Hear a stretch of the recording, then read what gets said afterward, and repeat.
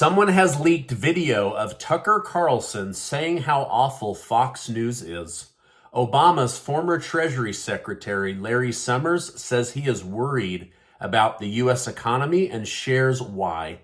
Head of the Republican Party, Ronna McDaniels, goes off on President Biden, and Russia wipes out a major key target with targeted missile strikes. Thank you so much for liking and sharing these videos. It really helps me out as a small news station. Also, make sure to check out my interview with Colonel Douglas McGregor from earlier today. It's one of my best. President Obama's former Treasury Secretary, Larry Summers, warned on Sunday that the United States is in danger of stagflation, a period of high inflation and low economic growth. Summers told CNN's State of the Union that the Federal Reserve needs to act boldly to raise interest rates and cool the U.S. economy. He said that the Fed needs to recognize that the risk of inaction is greater than the risk of action. Summers' warning comes as the U.S. economy is facing a number of challenges, including high inflation that continues to go higher, supply chain disruption, and the war in Ukraine draining taxpayer money. The Fed is expected to raise rates several more times this year, while others say things are going to get so bad that before breaking, the Fed will be forced to drop interest rates in an emergency move.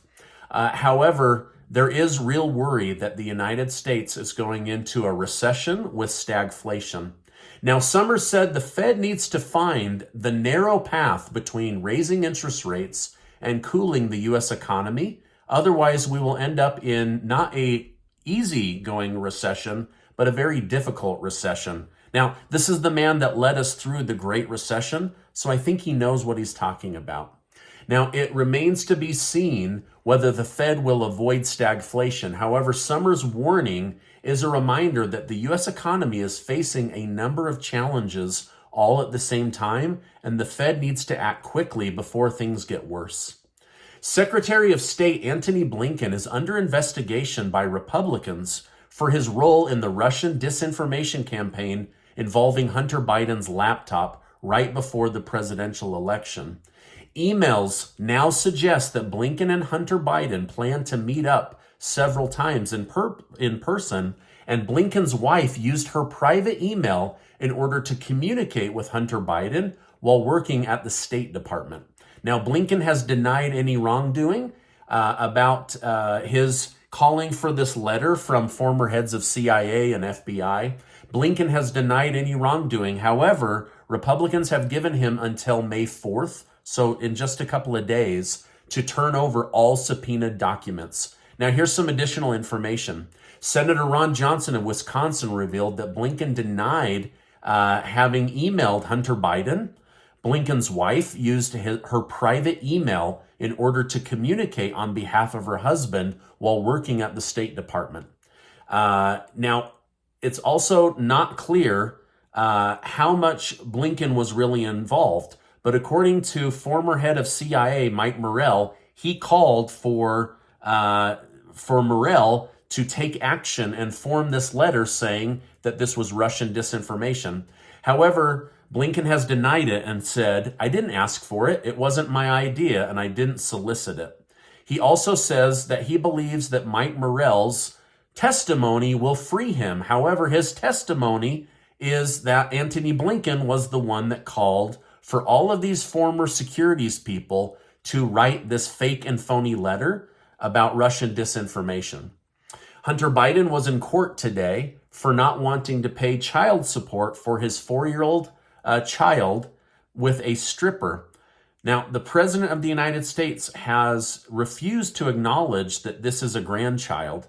The child support, as of right now, is $20,000 a month. So I can see why he doesn't want to pay it, but this is what he agreed to, and now his lawyers and her lawyers are going to duke it out in public before a judge. Following Tucker Carlson's departure from Fox News, leaked video footage from 2020 has resurfaced in which Carlson criticized Fox subscription service Fox Nation. During a pre-production call, Carlson expressed his dislike of the service, stating, "I don't want to be a slave to Fox Nation. which I don't think people watch anyway. Nobody watches Fox Nation because the site sucks. Now, Carlson also revealed his frustration with people in charge, claiming that they were driving him crazy, and as he worked hard to create content that viewers couldn't access. Now, based on this information, it seems that the decision to part ways between Carlson and Fox News may have been mutual after all, as you can't have an employee with a bad attitude bad-mouthing your product or your supervisors. As of right now, Fox 8 p.m. primetime slot is getting half as many viewers as it used to. And the only reason it was able to beat out CNN is because CNN is terrible. Now, the head of the Republican Party, Ronna McDaniels, wrote a scathing op-ed piece about President Joe Biden. She said in a recent speech, President Biden vowed to finish the job of the defeating Russia in Ukraine. However, that vow should be terrifying to every American, she said. Biden has a long history of making promises he cannot keep, and his track record in foreign policy is particularly dismal. In Afghanistan, he promised to end the war and bring all troops home. Instead, he oversaw a chaotic withdrawal that left the country in the hands of the Taliban. In Syria, he promised to defeat ISIS. Instead, he has allowed the group to regroup and grow even stronger. And in Iraq, he promised to end the war. Instead, he has overseen an endless occupation that has cost the lives of thousands of American soldiers and billions of dollars of U.S. taxpayer money. Biden's vow to finish the job in Ukraine should be seen for what it is, a reckless and dangerous promise that he is likely to break. If he is not careful, he could drag the United States into a new war that would cost even more lives and even more money. She lastly finishes by saying, the country is in a state of decline, and Biden is the one who is leading us down the path. Inflation is out of control, crime is surging, and the border is a mess. Biden is a weak and ineffective leader, and he is not fit to be president. If reelected, it will be a disaster for America. You can go search it out. If you like Biden, write a rebuttal. Do a rebuttal video. If you don't like Biden, some of these words may ring true. Either way, this was a big story in the news today. Russia launched a wave of missile attacks under the guidance of Vladimir Putin on Ukraine, hitting an ammunition depot in the west of the country and causing a large fire. The attack came as Ukrainian forces continue to push back against Russian troops in the eastern part of the country. The Ukrainian military said that it had shot down several Russian missiles, but many got through and were able to do a tremendous amount of damage. Now, I go over in detail just how damaging and awful this missile attack was with Colonel Douglas McGregor, so I'll link that at the end of this video, but he goes through the numbers and what they destroyed, and it truly was an incredible attack. Now, I'll link that at the end of this video.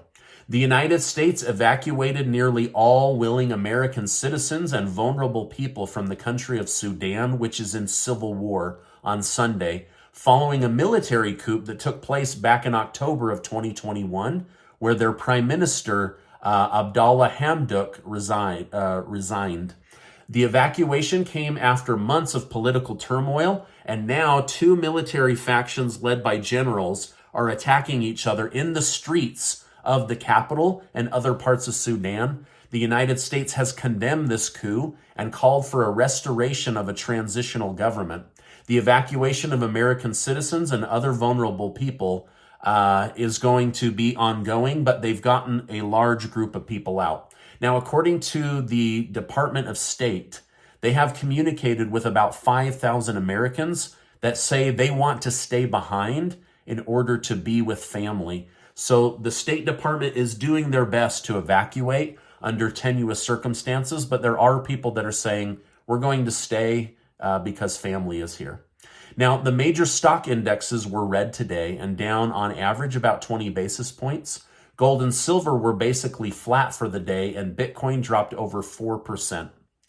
The sister of North Korean leader Kim Jong-un, Kim Yo-jong, launched a verbal attack on President Biden, criticizing his recent remarks about the North Korean regime and calling him an old man with no future. She questioned whether Biden's comments were a result of his age or his inability to take responsibility for the security and future of the United States of America. Now, this is what I have for you today. I want to remind you that you are amazing. Make sure to check out this important video. Hit that subscribe button. Check out the pinned comment down below. There's a lot of places to get your news, so I appreciate you stopping by today, and I'll see you on the next video.